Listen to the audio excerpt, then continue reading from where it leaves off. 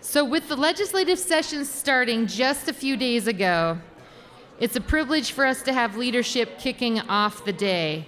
And so to introduce everyone, please welcome Glenn Opel with Plus Communication Partners leading the legislative priorities conversation with our leadership.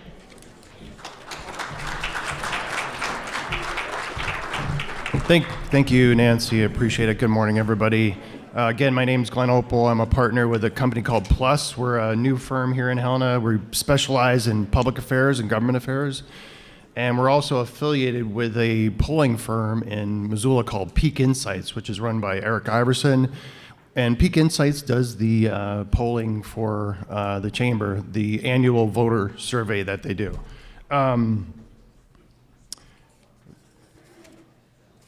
So a little less than a couple years ago, the Montana Chamber wrapped up its fourth regular session under the guidance of its 10-year strategic plan, which, as many of you know, is called Envision 2026. It's hard to believe that we're almost towards the 10-year window on that initiative.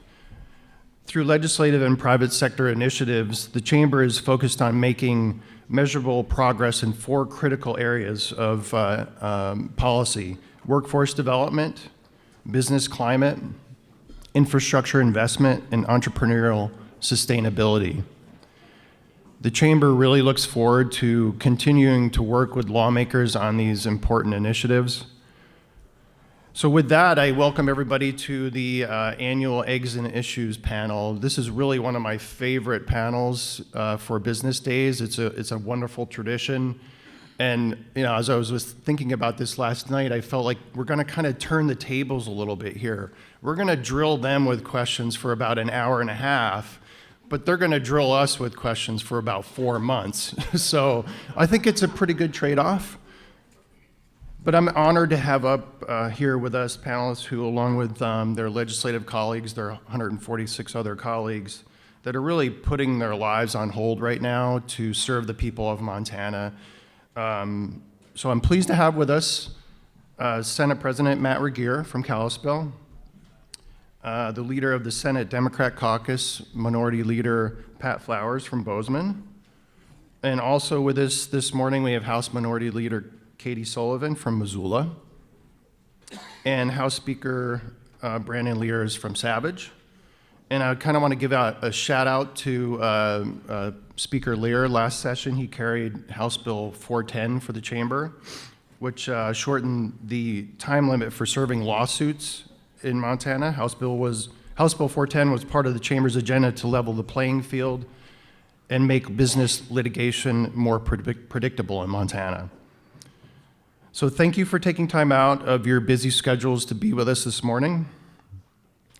So please help me welcome these four leaders of the legislature, and we'll get to questions. So we'll start with opening remarks from President Regier, then we'll go to Senate Minority Leader Flowers, followed by Speaker Lear, and then we'll close with House Minority Leader Sullivan.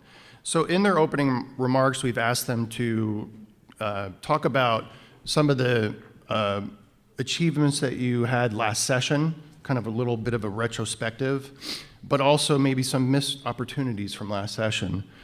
In addition to that, we would like you to talk about your goals and your hopes for this coming session. So, Senator Regier, let's start with you. You have the floor. Thanks, Glenn, and thanks, Chamber, for having us here. It's always great to chat with you guys. As a conservative Republican, I'm very much behind commerce. I like that notion, the way America was founded. Last session, we did some good stuff. I think good stuff in the business realm, regulations-wise. I think a lot of your stuff. We did parental rights. We looked at tax rebates. We had a huge surplus. We're in that same boat again this time. So I think we did a lot of good financial stuff that way. Reserve funds are full. The state is got a very thick hull to our ship here financially. You can say we can weather quite a bit of storms coming forward. But after that, I think missed opportunities would be ongoing. I think we did a lot of stuff there that kind of did the 2 years, take a look at financially where the state's at, and I think this go around, we're back in the same boat. We have a huge, was it 2.4 billion, I believe, surplus. We're sitting on a $522 million positive structural balance. We're taking way too much money from Montanans, including Montana businesses. Let's make it cheaper to do business. Let's make it cheaper for Montana families just to live. Property taxes, that's going to be huge coming up this time. And I think that's something that at least my party is looking at. How do we make that permanent moving forward? How do we get a little bit more government out of people's lives and let us live it? And I do that, say us. I just did an interview the other day. They were talking about how we're a citizen legislature, and truly I am one of you guys. I'm a small business owner. I don't do this permanently, thank the Lord. So it is what I do affects you guys, all of us together. I mean, that we did housing last session. I'll hype on that. It's ADUs, accessory dwelling units. We added those in, and I've got a project myself. I'm a construction guy, using it with ADU right there, and that's going to be one extra housing unit on the same piece of land that before wouldn't have allowed that. So that's increasing the volume for housing and hopefully making that a little more affordable. And Minority Leader. Good morning. Thanks so much for the invitation. I'm happy to be here. In terms of last session, my mind certainly drifts to a couple of issues that we're going to focus on this session too. Matt, Senator Regier just mentioned housing. We had a real effort, I think, from Democrats, and I think it was bipartisan as well, to put some money into affordable housing. And most of those were low-interest loan programs that allowed for development of affordable housing. And we're starting to see the benefits of that work. Representative Green carried a key bill in the last session in that regard. I also think about another issue that we're going to be focused on in this session, and that's child care. And we were able to change the Best Beginnings program in the last session and increase the amount of investment in that program. And that really takes me to this session, looking ahead. As we look, as Democrats, as we look at the kind of state of affairs in Montana, we feel like there's really a crisis of affordability. Certainly, I come from Gallatin County, and it's really expensive to live in Gallatin County. What the median price of a home now, I think, is $850,000, which is just hard to fathom, really. And I have 3 kids that now are adult children living in Bozeman, trying to make a go of it. And they're facing issues of how can you afford a house? How can you afford child care? How can you afford health care? And that's exactly where we're going to be kind of laser focused in this session, is working on all those issues. If you work in a community, you should be able to live in a community, and one of our efforts should be to focus on how we can help make that happen. Obviously, government can't solve all the problems that have gotten us to this point, but we can provide a framework that allows the markets with some government programs to support it to get to the point where it becomes more affordable. I would hope that in 10 years we're at a point, or maybe even 5 years, we're at a point where when our kids grow into adults that they can afford to stay in the communities where they grew up. And if they want to head out, that's great, but they should also have that opportunity. It really is kind of a two-edged sword right now, and when I think about Gallatin County, we've got so much kind of vigorous business growth there, and the kinds of job opportunities that are available now were unheard of 10 years ago. With that has come kind of affordability issues, and that was obviously exacerbated by the pandemic and lots of other reasons. So anyway, that's going to be our focus in this coming session, are those kind of bread and butter issues the issues that folks are sitting around their kitchen tables at night trying to figure out how they're going to make the ends meet. That's where we're going to be focused. Thank you. Speaker Lear. Thank you, and thank you for having us this morning. In the 2023 session, I think we had a lot of wins. As President Regier was stating, we were able to give a fair bit of money back to the people through rebates. We did things, like raise the exemption on business equipment tax. We focused a lot on just a lot of key issues that surround families. And in this upcoming session, I think it's going to be building off of a lot of the success we've had in the last two sessions, whether that's working on property tax, lowering income tax, raising the limits on business equipment tax again. Judicial reform, especially in this state, plays a key role in driving economics. So I think crafting legislation around all three of them is where we're kind of going to be looking at. Yep. Minority Leader. Hi there, my name is Katie Sullivan. I'm out of House District 93 in Missoula. I am excited that this session we have gained 10 seats in the House Democratic side, and we look forward to using those new numbers to help craft policy and influence how bills progress throughout the session. We are very excited to work across the aisle and try and get as many things done as we can for the people of Montana. I would echo a lot of what I've heard up here from all the leaders so far, that one of the main things we want to think about and focus on this upcoming session is affordability. And I think that there was a missed opportunity last session for longer-term property tax relief. People are still telling us as we move from door to door during our campaign season that they are feeling like they still have a property tax problem. And I know that all four of us sitting up here want to work on that as hard as we can this session. In the House and House Dem side, we hope to support a lot of property tax relief that can come through.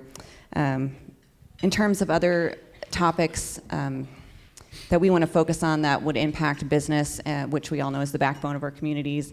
As Leader Flowers said, more childcare. I think if you, personally, if you want to be supporting small business in Montana, you need to think about childcare. I personally am a solo attorney in Missoula, but I'm also a part owner of a small family business. Had a baby last year, and I will tell you, I put my name on maybe 6 daycares, childcare groups. I have yet to be accepted to one of them, and my kid is now almost 10 months old, and I did that over a year ago.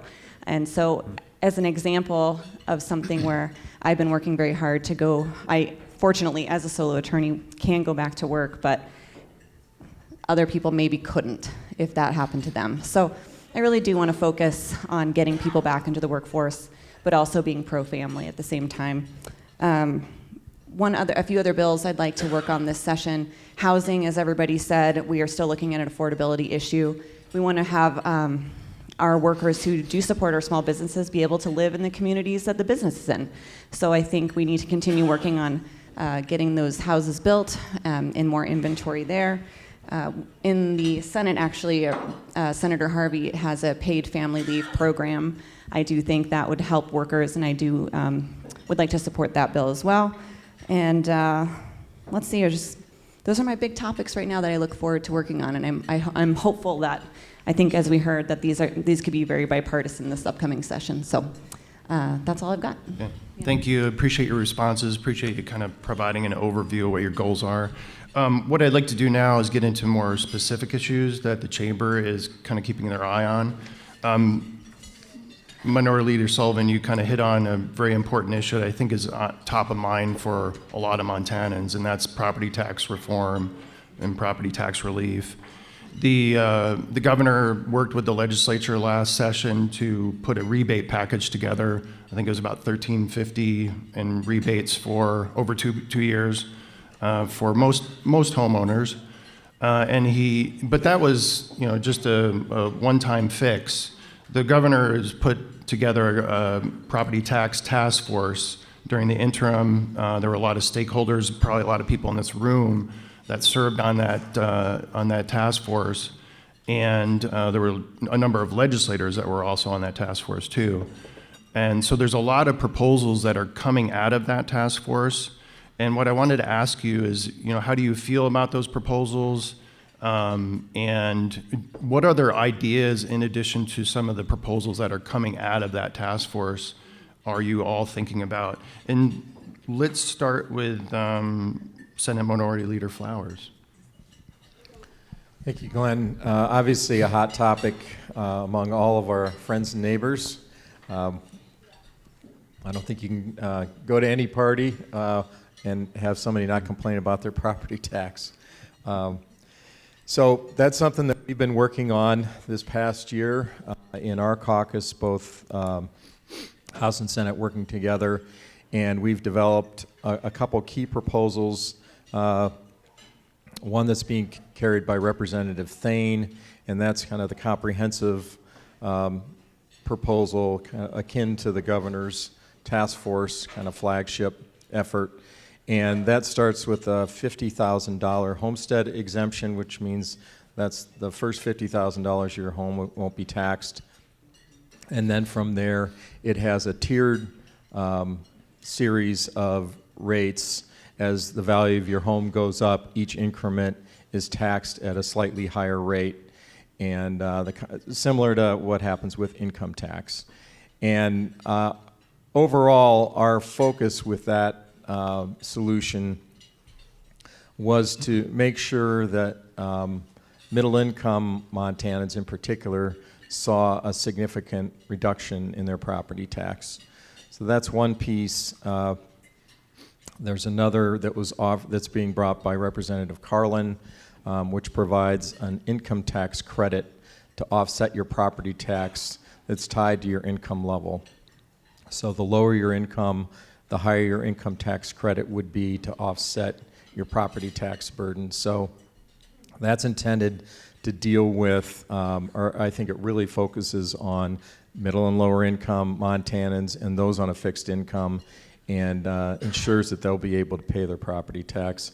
I think we all have visions of doors that we've knocked on over the years, and I still remember one particular door. It was a yellow house, and the woman was older, and she explained that she had worked at MSU her whole life and had a small state pension that came out of that and some Social Security to live on.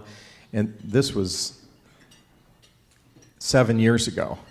This is before the increases. And she said, I am barely able to afford this house, and if my taxes keep going up, I can't live here. If I can't live here, I don't know where I'll go. And that is the reality. That was just one example. There are other examples like that. When we are forcing people out of their homes, we have a problem with our tax system, and we have to fix it. And I don't care in the end whether it's the governor's solution, the Republican solution, our solution. It has to be a solution that addresses this, particularly for lower and middle income Montanans. So we're going to put ours out. We're going to champion our proposal. We think it's a good one. Our proposals, we think they're good ones. And if they get compromised, or somehow there's pieces of ours and pieces of the governor's proposal that are ultimately the final solution, that's great, as long as it's a real, tangible reduction in property tax, particularly for lower and middle income Montanans who are really feeling the pinch on this. President Regier, do you want to go next? Yes, I'd love to. I've jumped into this a lot. The governor's task force, I'll start with that. There's really has two different roads on that. The first one is regulatory. A lot of good stuff, I think, came out of that. Mills, levies should be dollars instead of mills. How that works is, put on a levy and it's a mill, and it comes to so much money, but then 10 years later, all of a sudden that mill's worth a lot more. They're collecting way more money than they even anticipated or want. That's something that's very simple. That would take a little bit of the load. I think there's a whole bunch of death by 1,000 cuts here on property taxes, and that's one cut that we can take away. voter turnout. Right now, it's in law. It's 30%. You need voter turnout, and then you need so much yes votes, and I believe it's 40%. There's a math formula to that, but the exception is if it's a mail-in, then none of those thresholds count. So we're going to take out that mail-in, say, hey, come on, let's do this right. You can't have 16% of the voters deciding 100% of the levies and bonds for all the property taxpayers out there. Let's get people turning out. Let's get what the people really think about whatever expenditure is coming to the property tax. I think that could be a game changer on the regulatory side. So a few of those things coming out of the governor's task force on the regulatory side, I'm 100% behind. I think they did great work. The other side is the homestead comstead, which I call it the shift. It's really not a relief. It's just moving money from one side to the other. And I get it. They were trying to hit out-of-stater second homes, which I'm not opposed to. I'm not going to stand up for Justin Timberlake. He comes and uses our estate as a playground. We should tax him, you bet. But the problem is that the net is so wide, it's catching. I would love to poll you guys. How many of you guys have a second home here in Montana? And not right now. Yeah, there's a few hands that don't want to put up too high. But you guys would get caught up into that too. I think we'd be, with that homestead comstead, we'd be pricing out Montanans of second homes. It's about a 15%, 17% savings, I believe, on primary residence, but then up to 40% increase on all the second homes, including Montanans with second homes. So unless that gets fixed, I don't see how that's going to be tenable for my yes vote. But there might be some negotiations that could go on with that. So I will give you an alternative. We have got an alternative coming here in the Senate. Very excited about this one. It keeps everybody's taxes whole except for primary residents, Montanans' primary residents. It'll give you a tax credit. And what we're going to do is just take the money that from the lodging tax paid mostly by tourists, rental car tax paid mostly by tourists, take that money that's now going to the general fund. Once again, I said we have $522 million extra coming into the state that we don't need. We need to get rid of $522 million somewhere. I believe we take it from those tourist tax and give it back to the homeowners that even pay the price. I mean, tourists come in, right, use the roads, use the police force, the sewers, and right now Montana homeowners are paying 100% of that cost. So I'd argue even if Carl Glimm's bill doesn't go forward, that money from the lodging tax, rental cars, does not belong in the state general fund. Let's get it back to the local areas that are shouldering the burden on all the infrastructure that those tourists are putting there. So, and I will make a pitch here to Minority Leader Flowers that would help tax credit up to $400-500 every year, going back on people's property tax. So the gal downtown, single mom or whatever, the property tax is $2,500. That's a huge chunk of her property tax, right? Where the home on the lake, that's $15,000 property tax, $400-500 doesn't mean too much for them. So we really are hitting that lower and middle class income with that kind of tax relief. So I think it's a lot more simpler, straight across the board, and it doesn't affect all the other tax rates as the way homestead comstead does. Hey, yeah, thank you. All right, I like that table. Get them some more eggs. See if they need coffee. These guys are great. How much did you pay? Let's go to Minority Leader Sullivan next. Oh, sure. I guess I don't have much to add after Senator Flowers, because we are House Dem side working with the Senate on the tax plan that he mentioned. So okay. We, our representatives, are the bill sponsors that are also working with the senators, Senate Dems, to our tax package we're hoping to have out, I think, as early as next week. So we hope to show Montanans that this is one of our priorities for the session, have our bills pop out, and then start to be open to negotiation. As Senator Flowers said, it could be our bill, it could be the governor's bill, it could be anybody, it could be Senator Regeer's bill.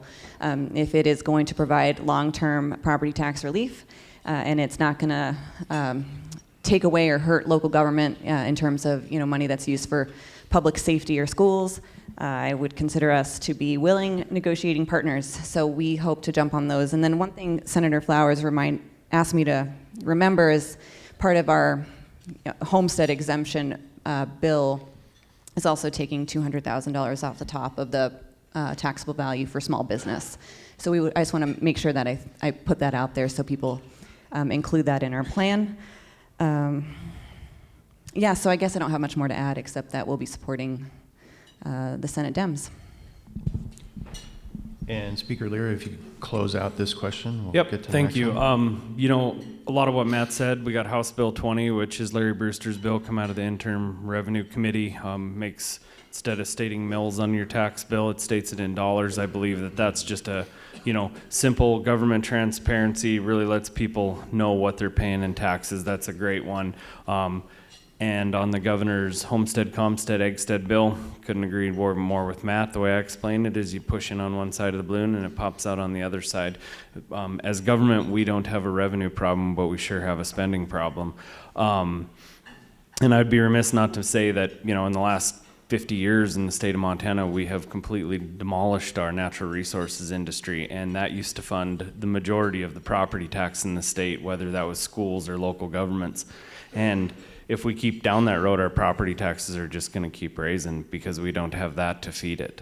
I mean, you look at 50 years ago, 30 years ago, we were, you know, in my end of the state, we're still drilling for oil and natural gas, but we're just a small end of it. If we're not mining for coal and knocking down trees, we're not, you know, garnering the income that we could garner, and it just gets burnt up.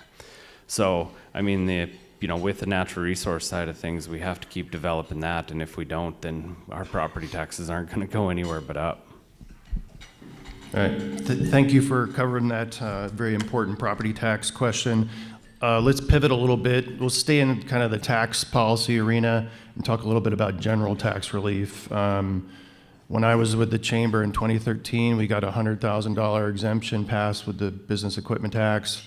When I was with the governor, we got that up to $300,000 in 2021, and it was just bumped up to $1 million last session. The governor's proposing to bump that up to, again, to $3 million. He's also proposing to reduce the income tax rate down from 5.9% to 4.9%.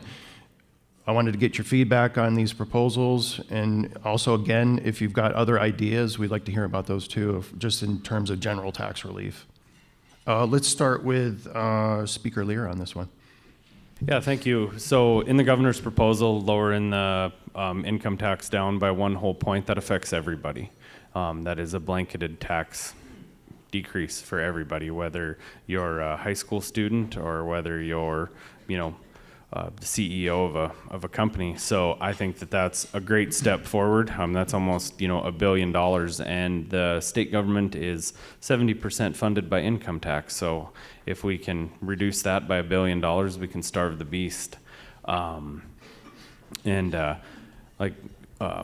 Mr. Opal said, that if with a business equipment tax in the last 2 sessions I've been up here, it was $100,000. Now we've got it up to $1 million. I don't know if we can get it to 3, but I would like to keep working on that. In my opinion, that's a tax on productivity. Whether you're a mining company that buys equipment, or you're a farmer and rancher, you made the money, you buy the piece of equipment, you pay a tax on it the second time. So I would really love to keep that working. As President Regier said, with lodging tax money that comes in mainly from tourists, I think that's a great idea to keep pushing. I know I'm sitting here staring at the Director of Commerce here, Director Green, and He's right up front. that's his cash cow, so he's probably kind of got them laser eyes saying, oh, maybe I don't want to do that. But anyway, there are plenty of good proposals out there to work on that. And like I said, with the property tax, when we were talking last question with the property tax, the government doesn't have a revenue problem, but we sure have a spending problem, and it'd be nice to decrease that. Let's go to Minority Leader Sullivan. All right. Starting with the income tax, the governor's proposal. When we were on the doors campaigning and talking to voters over the past, I would say at least 4 years, people were not yelling at us on the doors about their income tax. They were yelling at us about their property tax. I do want to remain focused on that. The governor's proposal, I think, will cost almost $1 billion. And I don't think it's quite targeted in the right place. I would like to see, if we're going to decrease income tax, to have it more greatly targeted to folks in the middle that really are struggling right now with the cost of affordability in Montana. And so I would say off the top that the governor's income tax proposal is not in a form that I would vote for. I would also say we've lowered the income tax rate over the, I think this will be the third time, and I haven't seen a net effect where voters and the people of Montana feel like they're gaining anything in affordability, and so I don't know if it's in the right spot. I think we maybe need to look elsewhere and take that money and put it in other places that might actually make people's monthly bills feel less. And so I'm not convinced on that one. And what was the business equipment tax? Yeah. Oh, yeah. That's correct. As Speaker Lear said, I think 3 is pushing it at $3 million. I don't know if we can get there. We'll have to see where that ends up. But in its current form, I don't think it's something that House Democrats will be voting for. So just generally those two items. But I'll let Minority Leader Flowers speak. Sorry. Freudian slip. Sorry, Mr. President. Well, let's go with the actual president of the Senate. Oh no. Go ahead, President Regier. You're next up. No worries, Minority Leader. A business equipment tax. I don't know, what would be the fiscal note if we just did away with all of it? I'm a little more optimistic, I guess, than these two.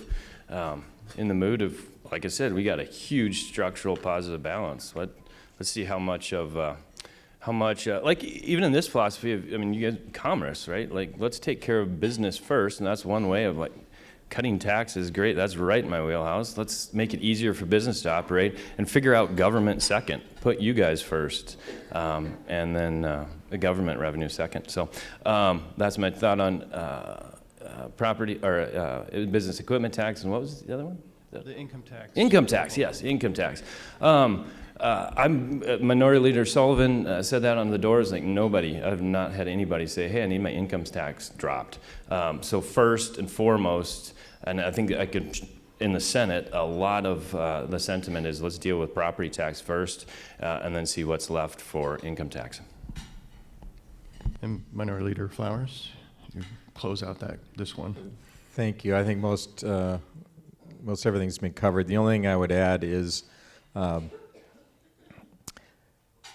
I'm also concerned about the governor's income tax proposal. If you look at kind of the far ends of that, it's I don't remember the exact numbers, but clearly it benefits in relative terms a wealthy individual, high wage earner, much greater than middle income earner. And I would also like to see an income tax proposal that income tax reduction that was really focused on lower and middle income Montanans.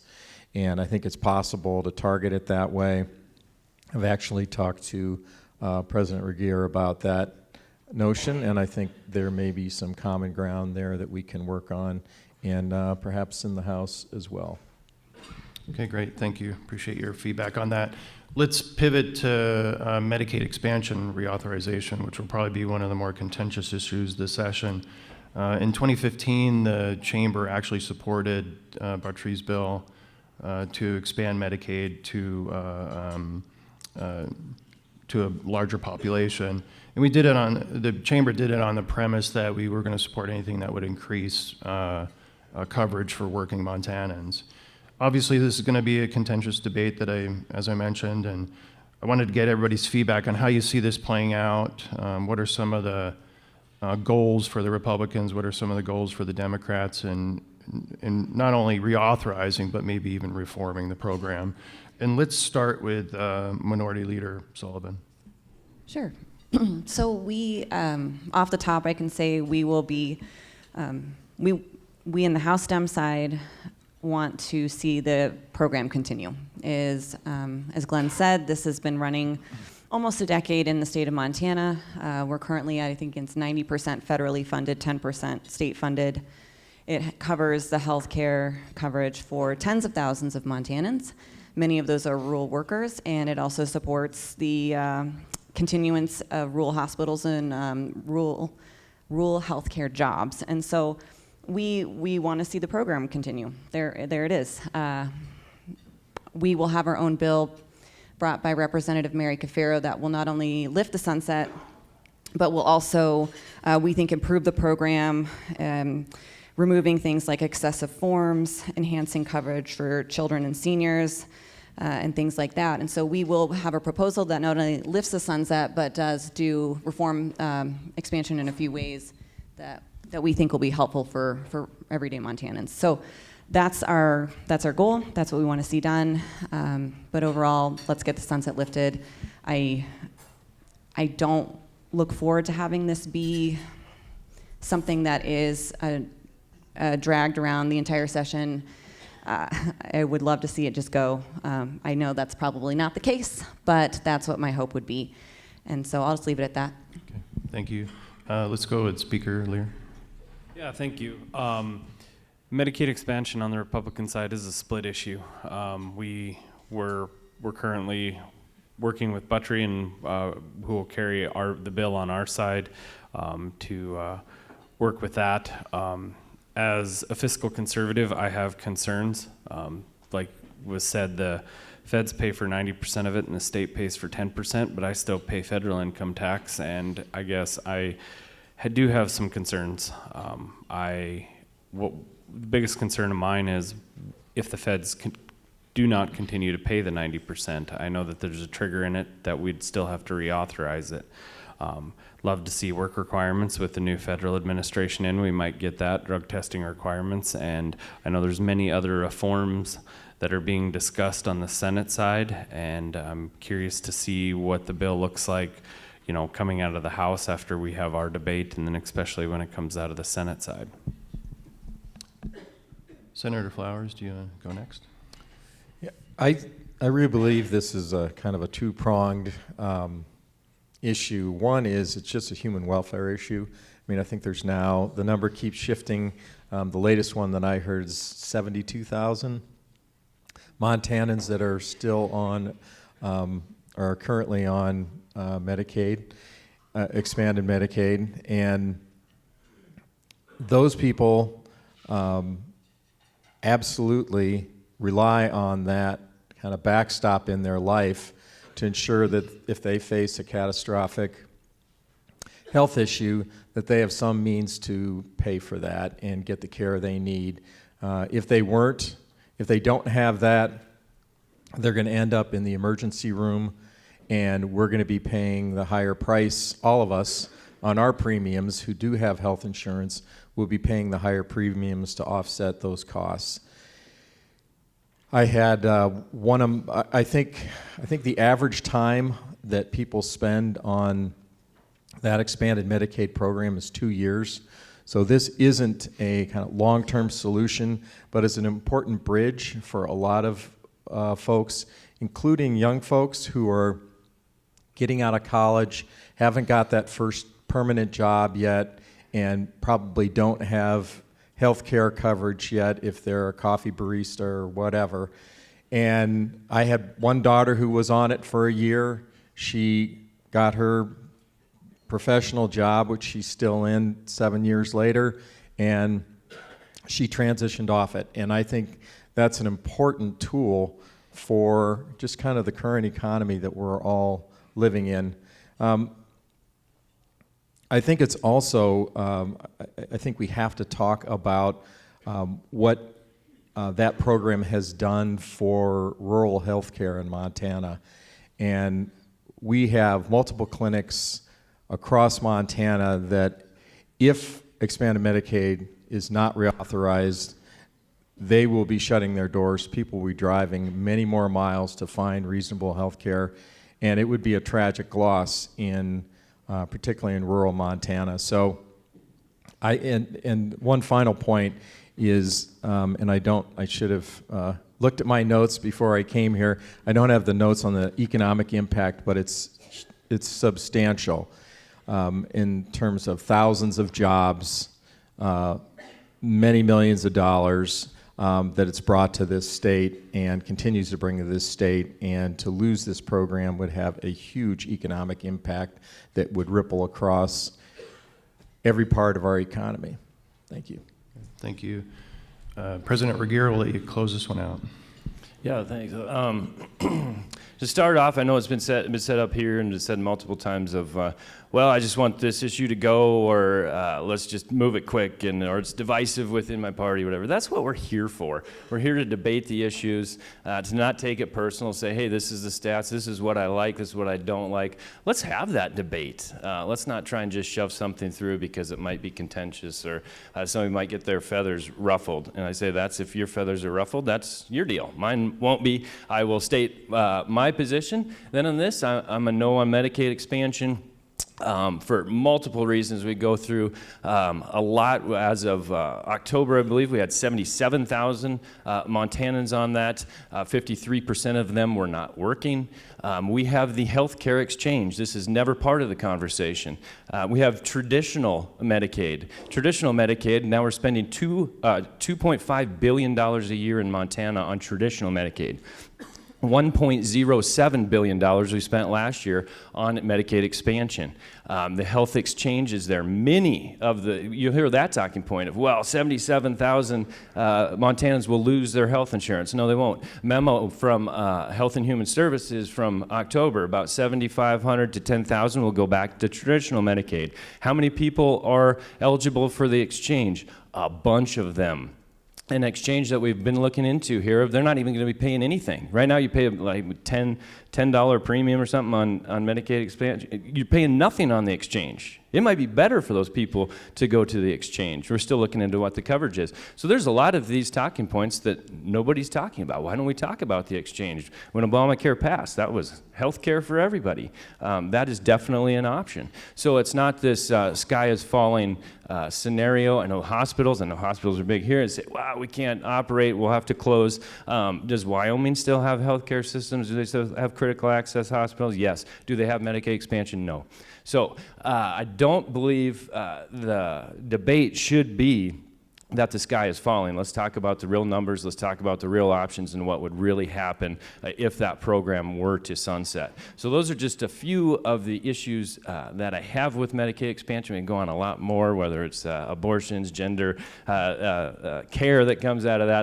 There's a lot that we can go down the road of what happens with Medicaid expansion. But those are just a few of the reasons why I'm a no on it. I do think, I will say this, if it is a program that 51 and 26 and 1 want to say, let's keep going, then I do think there's a better way to do it. And I've been looking into that. Also, our friends in Colorado down south, Blue State, has a CHASE program. I forgot what the acronym stands for now, but it's basically looking at the supplemental payments and how do the supplemental payments go back to the hospitals. Right now, we just write the check back to the hospitals depending on how many Medicaid patients you had.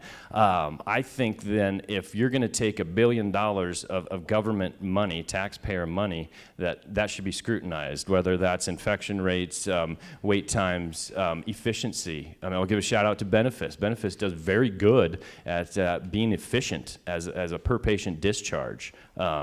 Why don't they get rewarded for that? And I think that's somewhere where we as the legislature, you're going to get in bed with government, you're going to get us. And I think right now hospitals don't. They just get those supplemental payments that are over $300 million a year. So there's a lot to it. How much time do I have? Because I can keep going. One more point. We have a lot more questions for you. Okay, well, on the healthcare costs, I just want to say this too. That healthcare costs, they say, well, that will skyrocket. Well, it already has.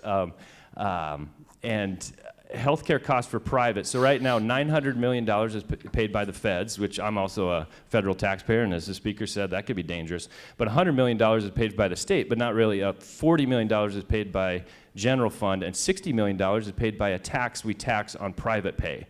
So Medicaid expansion is costing private pay more. You're paying $70, I believe, a night on bed tax in the hospital and 1% on outpatient. That comes to about $60 million a year that private pay is paying because of Medicaid expansion. So your private pay costs are more so that Medicaid expansion can go. So I'll stop there. Right. I know I could keep going. You can tell I'm passionate.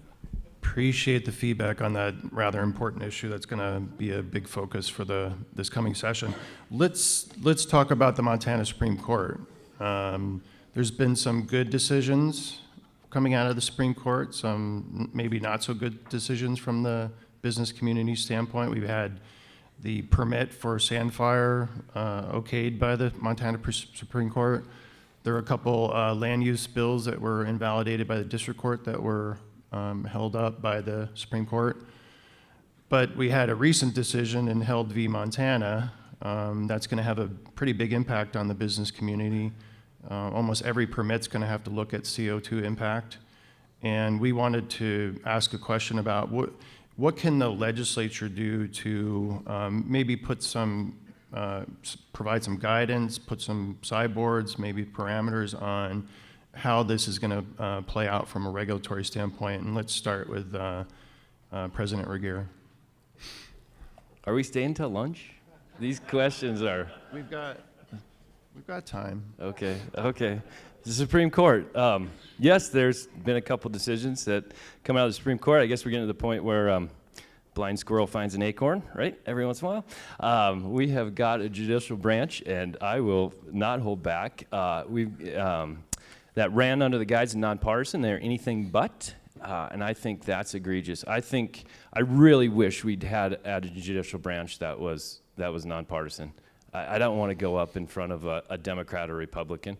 And right now, if I was going in front of the Supreme Court, I would. They would say they're not, but it is blatantly obvious that they are. So what do we do with the landscape that we've been painted? And we had the Senate Select Committee on Judicial Reform that did a lot of work. They dug into a lot of different stuff.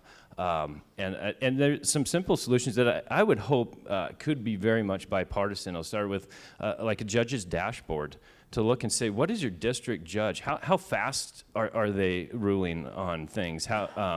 What things? How much are they playing golf, right? I mean, are they in on Fridays or are they working 3 days a week? That kind of just statistical information, I believe, should be out there during election time.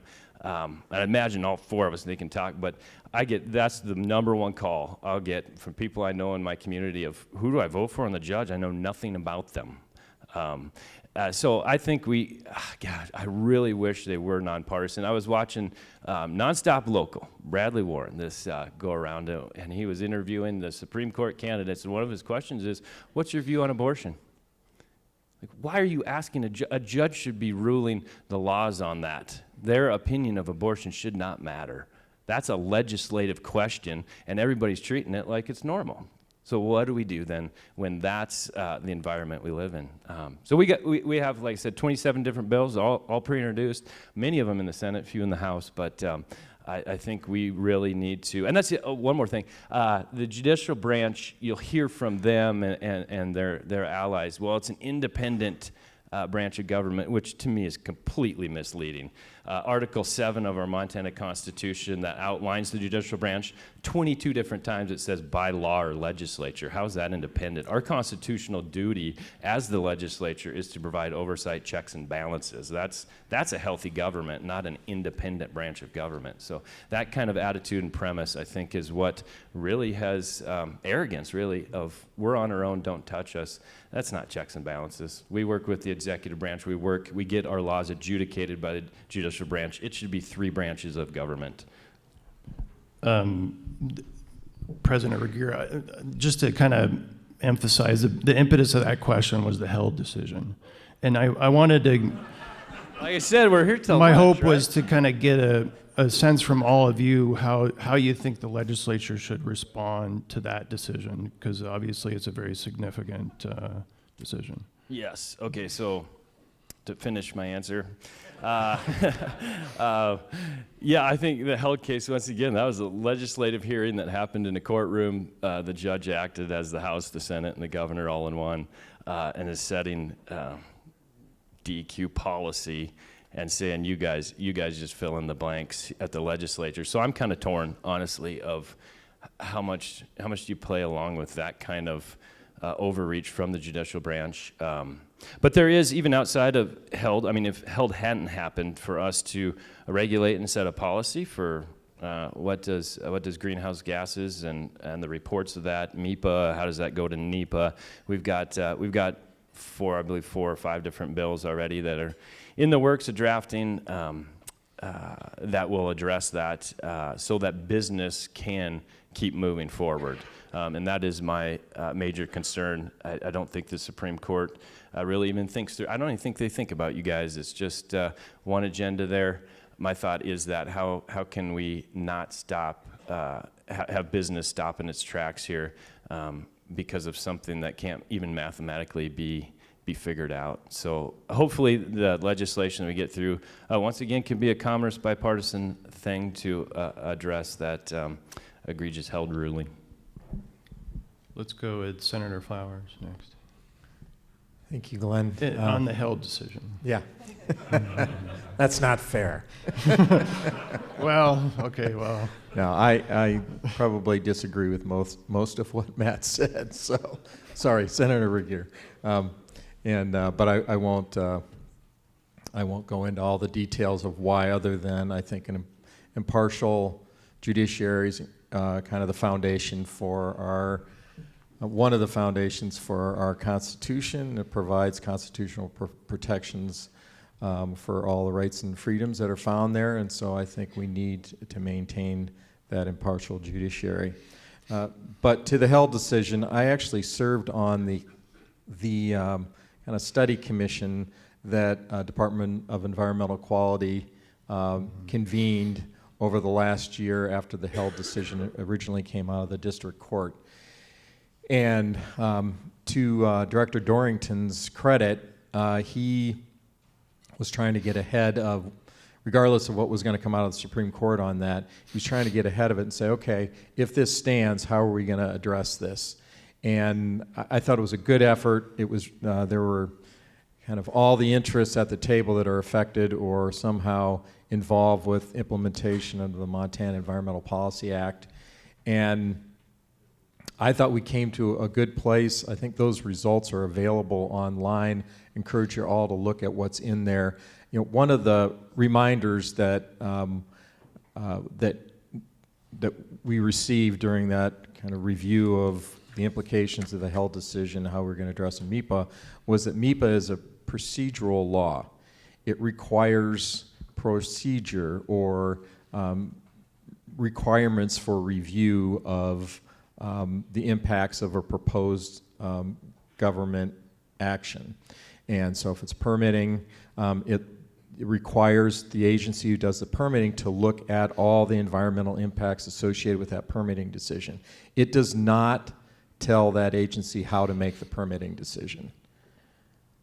That information is found in other parts of the law. And so my own personal opinion is I don't think the Held decision is devastating. In fact, they drew the distinction in there in the final decision, and Katie is the lawyer here, and I won't play one. But as I understand it, they really did focus on this procedural piece. So it's really simply a matter of trying to figure out how best to do the required assessment of greenhouse gases that's associated with the proposal. There's lots of science surrounding that we can apply, and I think the important thing is to come up with something that's practical for agencies that they can conceivably do that will stand up in court. And I think we're well on our way to agreeing on that approach. Let's go to Speaker Lear. Yeah, thank you.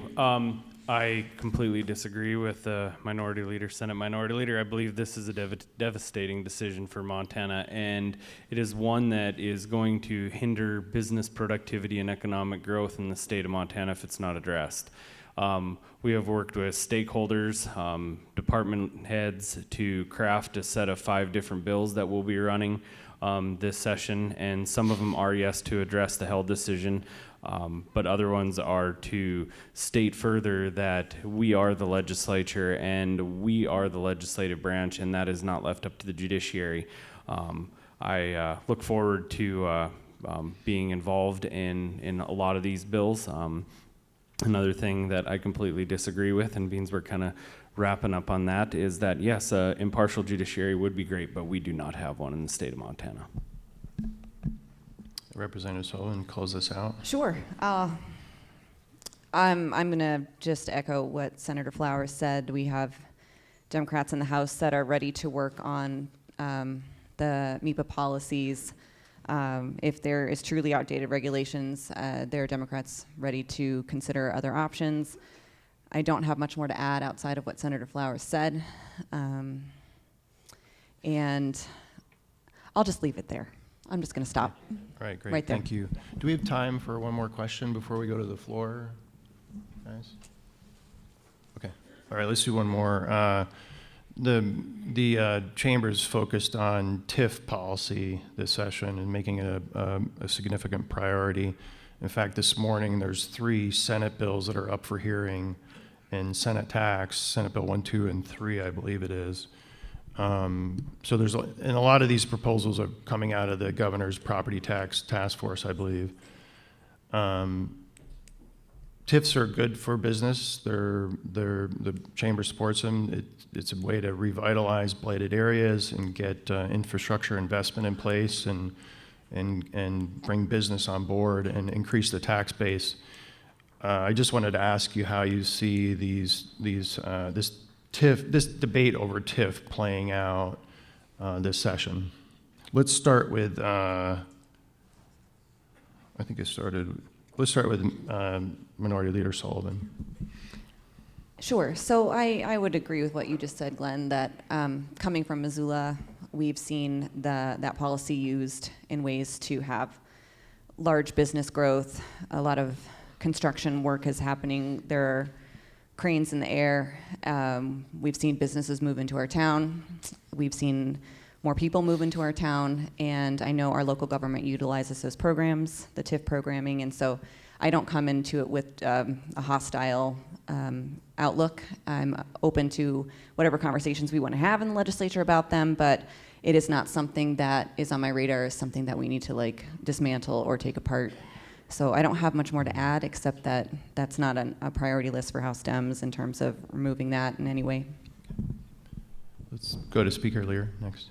Yeah, thank you. This is not an area that I guess I'm educated in to a certain degree. It didn't seem to be huge on the priority list. I would just add that, we take a good look at it and, see where the caucus priority lies. Great.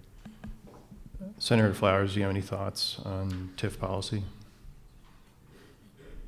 I know in Gallatin County, I can speak for that, it is a really critical tool for economic development there. And I've talked to both city government and business owners who are involved in economic development in Gallatin County, and they think it's an incredibly critical tool that we maintain. So we'll be, I think, me personally, I haven't had an in-depth discussion with the caucus on this, but I know I will be opposed to taking that tool away because I think it has been very valuable. Thank you. And President Regier, any thoughts? Yeah. I carried a few TIF bills. I think TIF is a good, TIF TEDs, they're good tools. They're being abused. That's pretty obvious. And I think the more local governments figure that out, that they can abuse that and keep more money versus, schools are getting left out of the system. The state's getting left out of the system with TIF districts. And what is blight? We don't even have a definition of blight. So it's wide open. It's a good tool, but it needs reforms for sure and some sideboards on it to keep it from being abused. Okay, great. Thanks for the feedback. Can I do one more? Yeah. Thanks. One that I shouldn't have left out of here, so I want to kind of put it out there, is housing. Obviously a big challenge. We had a lot of land use reform bills passed last session, a lot of then Representative Green's bill, the omnibus housing bill that passed last session that did a lot in terms of investing in infrastructure and housing.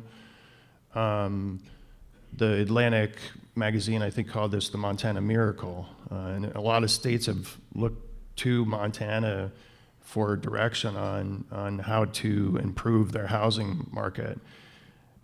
So a lot was done last session. Do you feel like there's more that can be done this session? with this issue, and what ideas do your caucuses have on the table? And let's start with Speaker Lear. Thank you. On the housing issue, I take a little different approach to it. I don't believe that it's the government's job to get involved in housing. I think that the government's job is to unleash the private sector to solve the housing problem, and a little bit of that was done in Paul Green's bill.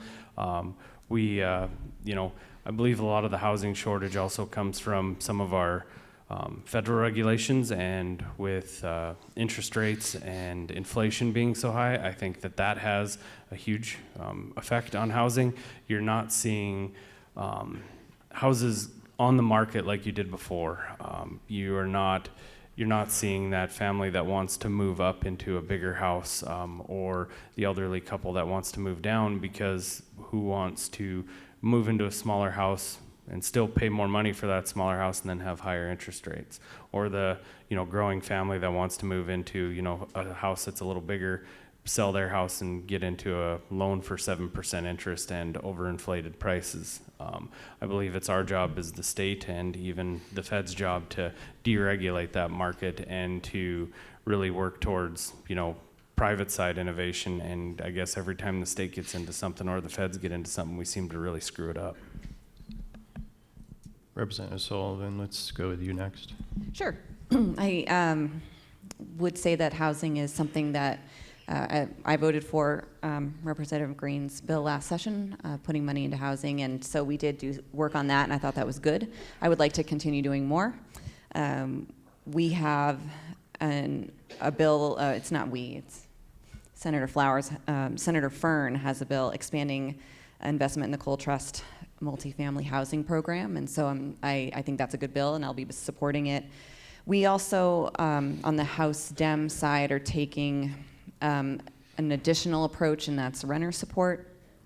In that we also know, besides inventory issues with housing, a person purchasing a home, that is becoming more and more difficult, but we also acknowledge the rising cost of rents for renters, and a lot of our workforce is renters, so we want to make sure that they are not forgotten in the process of doing housing work. That includes, at least on the House side, we have some ensuring landlords refund unused rental applications, supporting landlords who rent to working Montanans, which is providing a housing voucher risk pool for landlords. We have addressing barriers to home ownership faced by tribal members, and we have some work around mobile home affordability.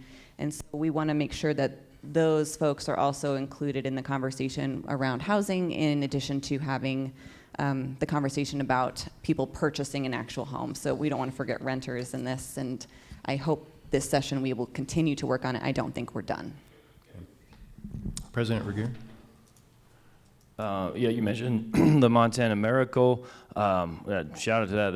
That really was a miracle. I was at a conference a year ago, and the speaker from Rhode Island came up, dark blue Rhode Island, said, wow, how did you guys do that? I need the details of how you did that and get in touch. So I think that was some great moves for Montana there that even dark blue states saw as, wow, Montana's leading the way.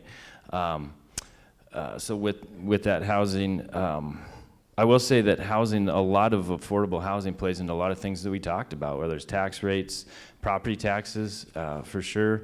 Department of Commerce, since we're all picking on the director here, you put a billboard in Chicago and say, come on out and visit Montana. I mean, everybody's coming in your neighborhood. All of a sudden, the house that you've been in for 30 years is worth way more, not because of you, but because everybody's flocking to Montana. And I get it.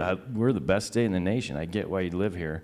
But that kind of thing. So back to hyping my property tax. Why do we need to spend money to advertise to bring people in, which John Dutton's doing a great job of that already for free? Let's take that money, and instead of advertising for people to move in and raise the cost of living here, let's give it back to the people to lower the cost of living here. Senator Flowers, close out on that one. Thank you, Glenn. I think the real miracle is the fact that the median home price in Gallatin County is $850,000. That's miraculous to me that still exists and it hasn't changed since the previous miracle. we have, as Representative Sullivan said, we have plans to put some more lending dollars into Senator Fern's bill, and that's kind of a renewal from last session. There's an effort to put additional funding sources or funding dollars into the Montana Housing Trust, which has never been funded as I understand it, and also to support a low-income housing tax credit. There was a development in low-income development in Bozeman that we toured with a developer, and he took advantage of federal low-income housing tax credits, and that allowed him to build this and also offer the units then at an affordable rate. And if we could, in conversations with that developer and others, if we could pair that with a state low-income housing tax credit, we could pretty readily duplicate that kind of effort all over the state many times. So we think there's real potential there. And I would agree with Speaker Lear. Government can't solve this problem, but government can enter into public-private partnerships where we work with private developers in a way that we can enhance their efforts and really allow them to move quickly to address what is a critical issue in this state.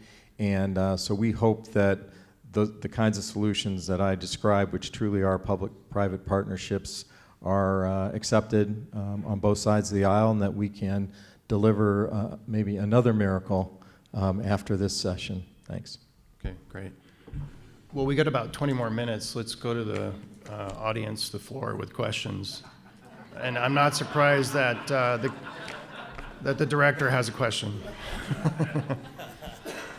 I feel like this is a debate. Maybe I should have had that other chair right there. The fifth chair. Since my name was invoked, I think I get a response, right? The one thing that I do want to address, because I've heard it a few times, is I've looked through our programs and there are no billboards in Chicago, San Francisco. We do not do that. You're right. We used to. Not since I've been there. Do you have billboards in another city? Nope.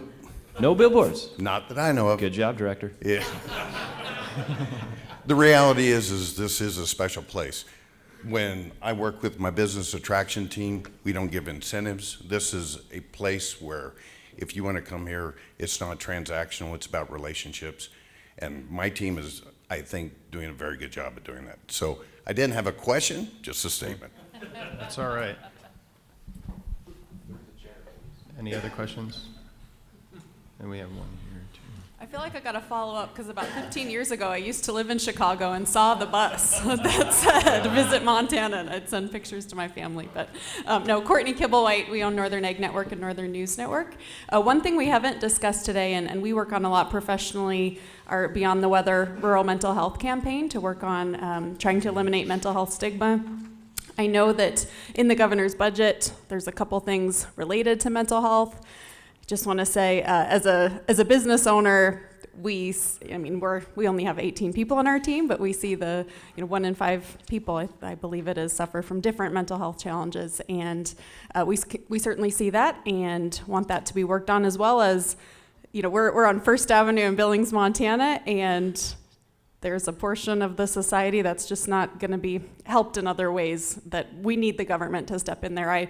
I want to have the government involved in that aspect, and there's certainly some private funders that aren't going to get involved in certain aspects of that community. So I guess my question is, are you supportive of leaving in some of those mental health topics? I do think it's important for the business community to acknowledge what is going on there. So I wanted to be the one to ask that of you guys, whether you'd be supportive of leaving the mental health part in the governor's budget.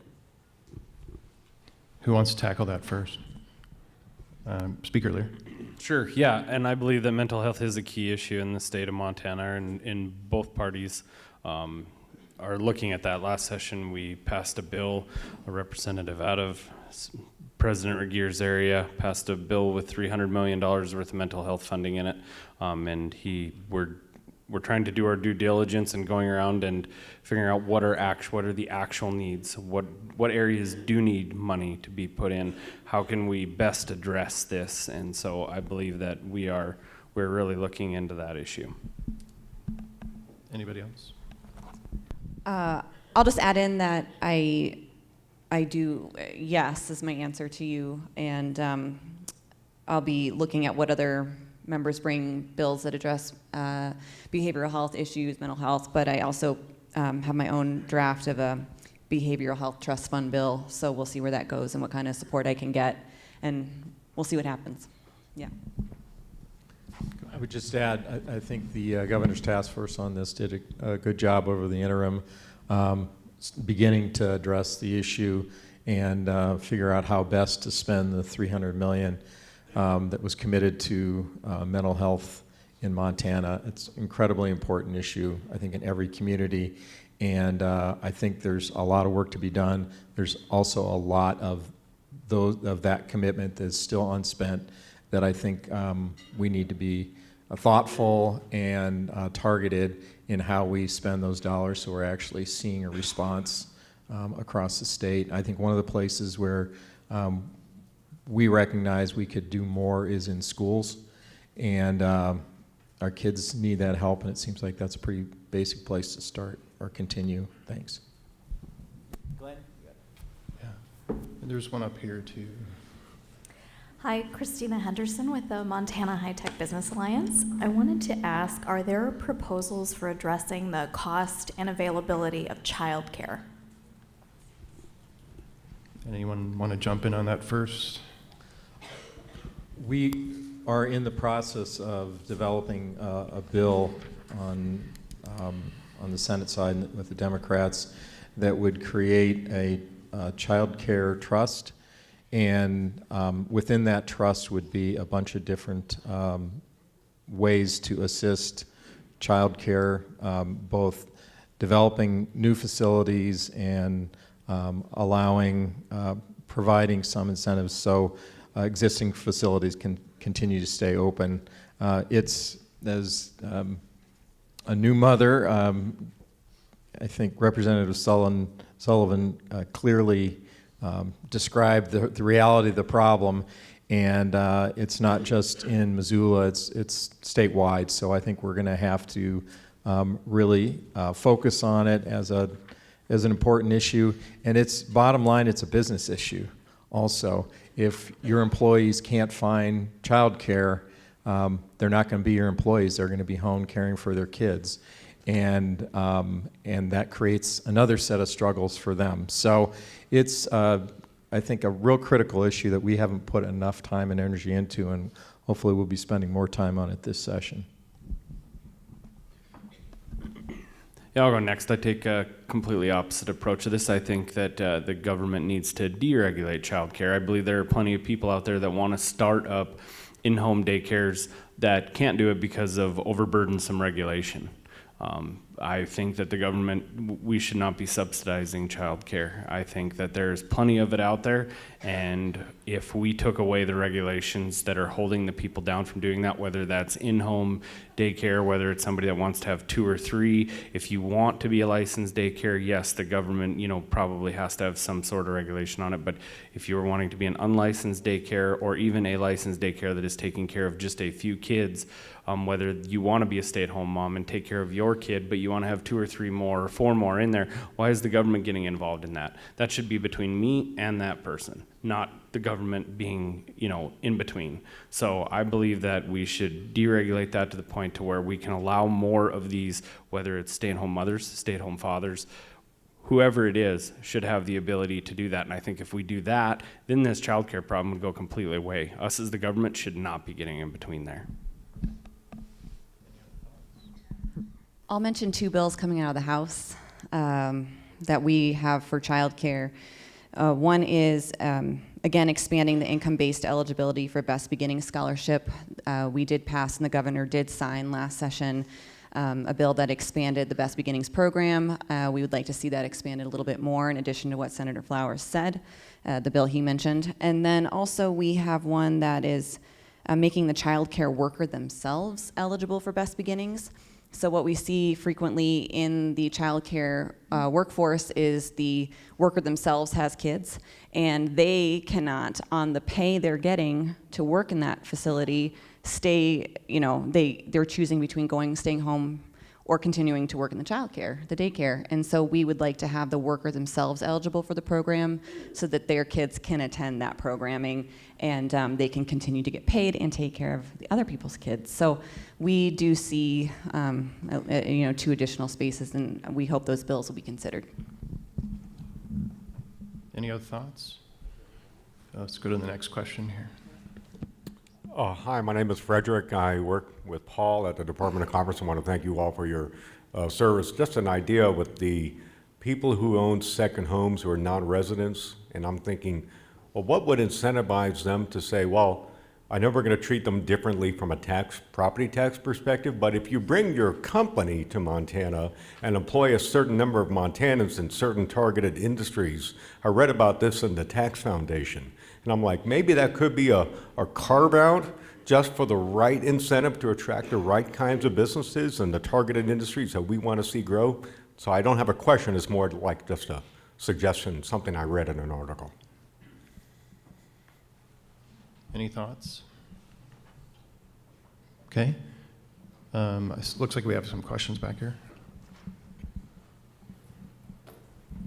Yeah, hi, my name is Emily Herndon. I'm the owner of Plains Physical Therapy as well as small businesses in Sanders County. Senator Regier, I have a question for you because you made an interesting statement. So if we have no Medicaid expansion, people will either go to traditional Medicare or Affordable Care Act. If that is true, there's still this gap.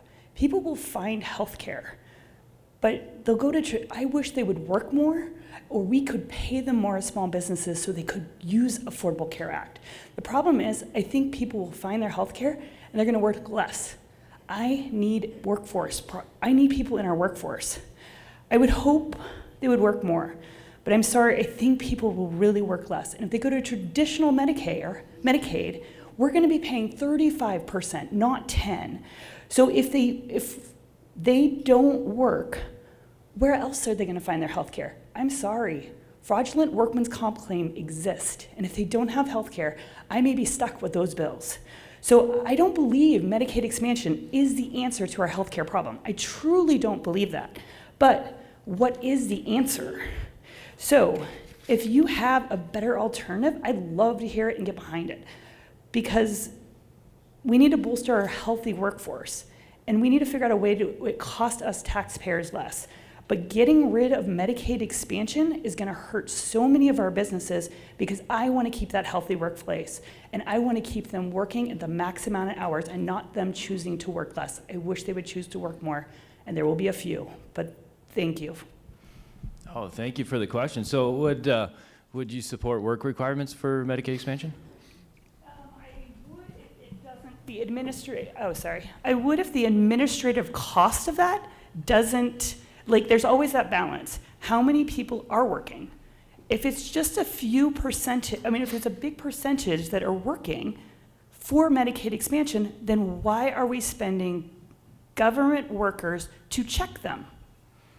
If the answer is, so are we gonna spend more money on, looking at it, or are we gonna ignore it knowing that most of them are working? So that's the question. I could be behind it, I may not be behind it. Sure, and a few things in there I think you said that I agree with. What is best for the people of Montana? And you guys obviously as workforce, we need workforce. 53% of Medicaid expansion is not working. How do we motivate able-bodied adults? I've seen it in my realm, in our communities of able-bodied adults where they're working under the table and getting Medicaid expansion. 53% are not. So how do we get able-bodied people back in the workforce? I guess the administrative cost and that, to me, it's secondary. It's part of the conversation, but ultimately it's what's best for the people of Montana, the businesses of Montana, the people of Montana. And I believe just staying at home and incentivizing Montanans to do less hurts commerce. And is not best for them. Even I know Senator Flowers' tax relief there, a property tax of the lower the income, the bigger the property tax. That's reverse. The less money you make, the more we're going to take it from your neighbors and incentivize you to make it easier for you to earn less.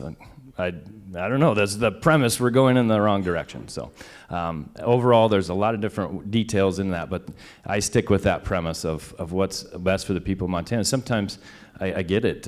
Having it easy is what we all want. Is that what's best for us? Not always. Anybody else? Charles?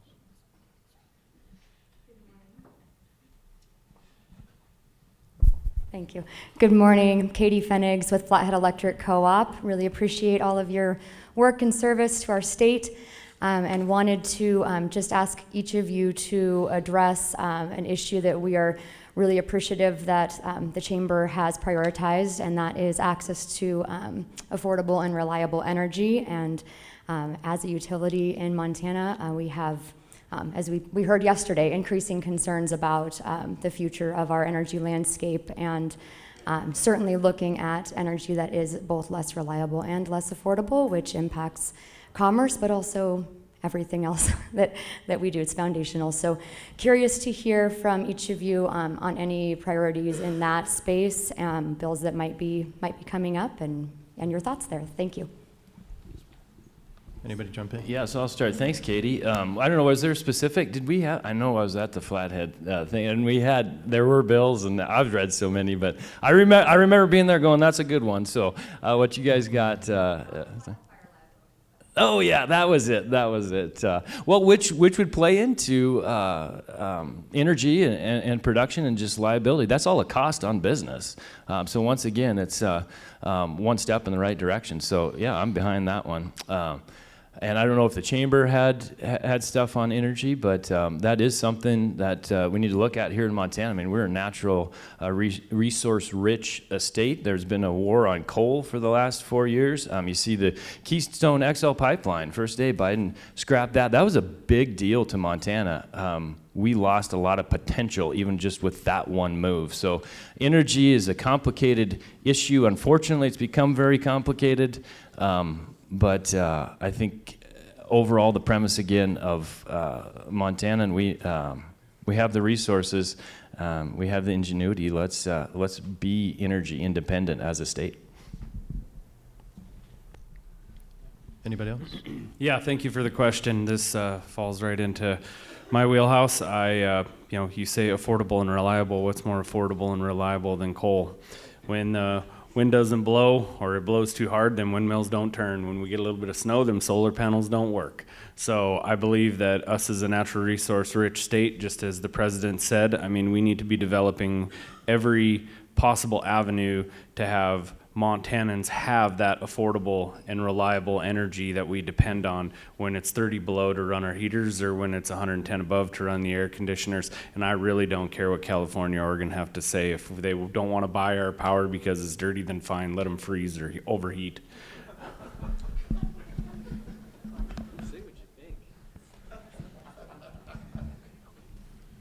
Clearly, we are not an independent entity when it comes to energy production and consumption. We're tied to a grid that services at least the West, and that's just a fact of life in how our energy is distributed across the country, and that's going to remain the case. So I think we have to recognize changes that are happening in the energy world and try and be a part of that and make sure that Montana has reliable baseload energy. I mean, there's no question about that.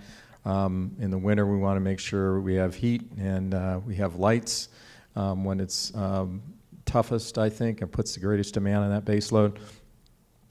And obviously look at alternatives as they continue to develop. There's so much work being done in the energy field, and I think we should be focusing on where the cheapest energy lies. And I think that is continuing to shift, And I think we ought to be on board with that shift and take advantage of every opportunity to find inexpensive, reliable energy. I only have a small bit to add, and that's, and it's not necessarily like a solution on which type of energy I want or what I'd like to see, but I do want to recognize that the costs, our energy bills every month, are going up. Consumers are struggling to afford energy. We as a legislature need to consider what we can do about that. I don't have a comment on a specific type, but I do want to recognize that I don't think it's okay or sustainable that we continue on the path we're on where the rates just go up and up and up and up over time. So I hope that in the process of considering all these energy sources and how we regulate energy in Montana, that we consider the consumers and think about how we can get their costs down. So that's what I'd like to look at. Okay, I think we've got to end things right now. And I love the panel. It's evident that, you know, we're a prosperous state. We have a lot to celebrate, but there's some challenges ahead. And I think the biggest job of the legislature is to tackle those challenges. And I know the business community is excited to sit down and work with all of you to figure out what the solutions are for those challenges. So thank you so much for your time. We really appreciate it. Thank you, Glenn, and thank you, Commerce, for having us. I really, truly do love candid conversations, love the question and answer. I believe that's when we come out with the best decision at the end. So thank you very much for hosting. This has been a ton of fun for me. Hopefully you guys had fun with us too. So thank you.